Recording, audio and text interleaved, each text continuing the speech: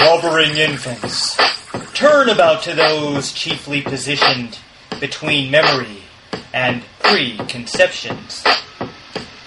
The abandoned past and dwelling future shift on the edges, on the circumference of moments in time.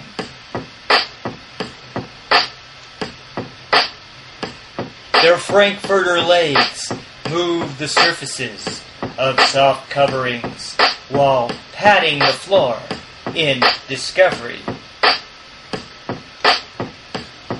In noisy movements, their small fingers clutch while releasing air, failing to close eyes in brief wonderment.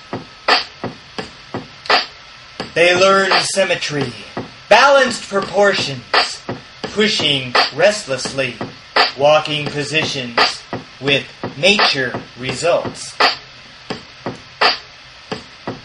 Life like a doorless elevator moves, accommodating the fluid present and unknown future.